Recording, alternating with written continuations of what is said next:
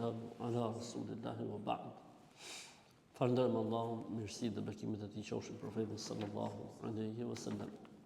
Babu safar al-mar'ati ma'a al-muhrimi ila hajjin wa ghayri. Udhëtimi i femrës do të jetë me një shoqërues në haxh apo jashtë haxhit. Tani udhëtimi i femrës me shoqërues apo pa shoqërues. Po thuaj se gjithë dietarët kanë rënë dakord se një femër besimtare nuk bën që të udhëtojë pa qenë e shoqëruar me një njeri i cili është i ndaluar për të, i ndaluar me kuptimin ndalohet martesa me të. Pra do të thotë babai, vllai, fëmia, xhaxhai, daja. Dhe nuk lejohet që femra të udhëtojë pa qenë shoqëruar. Bëhet fjalë për udhëtimet të cilat janë në distancë udhëtimi, pra që i japin njeriu statusin e udhëtarit. Po nëse ka të nevojshme femra të udhëtojë dhe nuk ka shoqërues, atëherë shihet a ka grup të sigurt që udhëtojnë me të.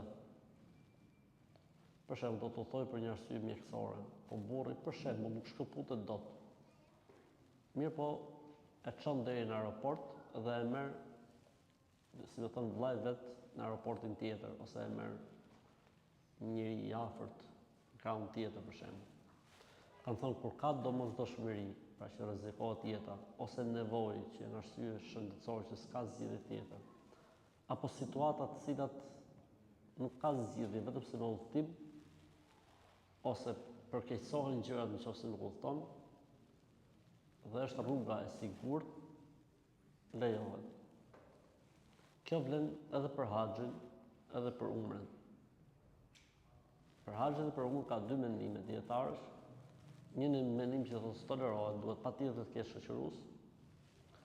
Dhe mendimi tjetër thotë nëse ka grup të sigurt që udhëton me të, pra s'ka rrezik për femrën, ka një grup femrash që udhëtojnë dhe udhëtimi është i sigurt, lejohet. Në këtë mendim e mbron një nga mëdhëbet e njohura, nga dietarët e njohur Sheikhul Islam Ibn Taymija, rahimahullah, po ka dhe dietarë bashkëkohor që e mbrojnë këtë mendim, sepse thonë nevoja për të realizuar atë që është e obliguar toleron këto lloj situatash. Toleron këto lloj situatash.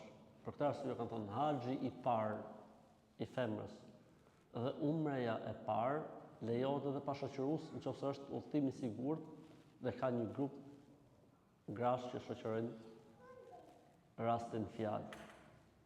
Thjesht ta dini që kjo nuk është një çështje e padiskutueshme, është një çështje që është diskutuar mes dietarëve her mas here.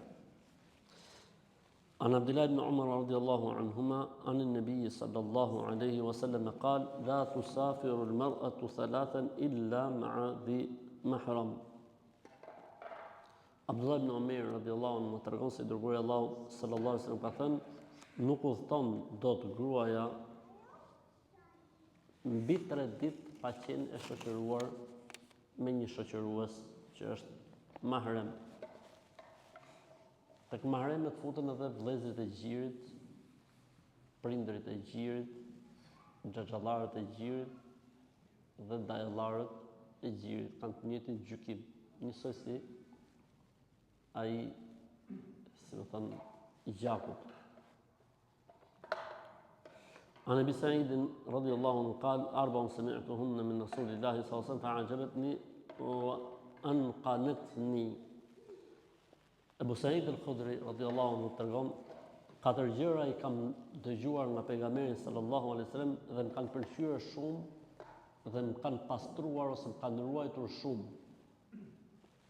An la tusafir imra'atun masirata yawmayn laysa ma'a zawjiha aw dhu mahram wa la tushaddu ar-rihalu illa masajid thalath masjid al-haram wa masjid al-aqsa. Nuk udhton dot gruaja në një distancë udhëtimi 2 ditë e më shumë, vetëm se duhet të jetë e shoqëruar nga burri i saj ose nga dikush që është mahrem për të. Dhe nuk lejohet që njeriu të ndërmarrë udhëtim për adhurim përveç se në 3 xhami, xhamia e Qabës, xhamia ime, pra e profetit alayhis salam, dhe xhamia al-Aqsa. عن ابي هريره رضي الله عنه قال قال النبي صلى الله عليه وسلم لا يحل لامراه تؤمن بالله واليوم الاخر ان تسافر مسيره يوم وليله وليس معها حرمه. Abu Huraira radhiyallahu anhu tregon se dërguari i Allahut sallallahu alaihi wasallam ka thënë, nuk e lejohet një gruaje e cila beson Allahun dhe botën tjetër të udhtojë distancën e udhëtimit të një ditë natë pa qenë e shoqëruar. Pra, hadithi i parë ishte 3 ditë, hadithi i dytë ishte 2 ditë dhe hadithi i fundit është 1 ditë natë. Këtë hadithin e udhëtimit 1 ditë natë kanë marrë si argument ata dietarë që thonë distanca më e shkurtër e një udhëtimi është 1 ditë natë me deve. Sa u thonë deveja në 1 ditë natë? 20 e sa kilometra. 20 e sa kilometra. Këto kanë marrë si argument disa prej dietarëve që intervali ose distanca e udhëtimit nuk është 75 apo 85 kilometra siç përmendet në disa prej mëdhëbeve. عن عبد الله بن عباس رضي الله عنهما أنه سمع النبي صلى الله عليه وسلم يقول لا يخلون رجل بامرأة ولا تسافر امرأة إلا مع ذو محرم فقال رجل فقال يا رسول الله كتبت في غزوة كذا كذا خرجت امرأتي حاجة قال اذهب فحج مع امرأتك. Abdullah ibn Abbas radhiyallahu anhu tregon se ka dëgjuar pejgamberin sallallahu alaihi wasallam i cili thoshte s'ndodh që të veçohet një mashkull dhe një femër s'ndodh, nuk duhet ndodhi që të veçohet një mashkull me një femër. Në transmetim tjetër thotë, nëse veçohet një mashkull dhe një femër, i treti është shejtani. Veçohet do të thotë në një ambient ku nuk shef askush. Ky është veçimi i ndaluar. Dhe nuk lejohet që një grua të udhtojë vetëm se duke pasur shoqërues të ndaluar për të. Këtu udhtim ka quajtur pa distancë.